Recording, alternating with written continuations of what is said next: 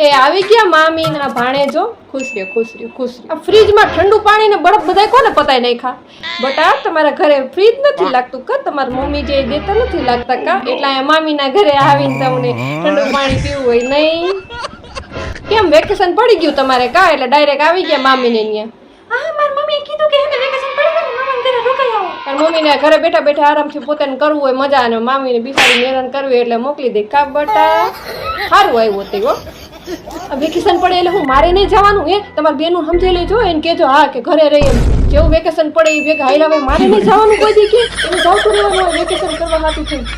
તાર મમ્મી હે ને ઘરે મારી વાતું કરતા હશે કા કે મામી આવી હે ને મામી તેવી હે ને કા એવું કરતા હશે ને કા તાર મમ્મીને તો બહુ મારેથી અદેખાય હે આટલું રાખવું છોકરાઓ તમારું આટલું રાખવું ને વેકેશન કરાવ્યો તો આટલું રાખવું ને તમારે કોઈ તાર મમ્મીને માથે કોણ જાય હું છે એ ઓલા છોકરાઓ કાલે એમ કહેતા હતા કે અમે 2 મહિના લગી રોકાવાની કહી દેજો તમારી બેનને કે લઈ જાય હા એમ હું કઈ કોઈને નથી રાખવાની નોકરાણી કરીને રાખી દીધી હે મને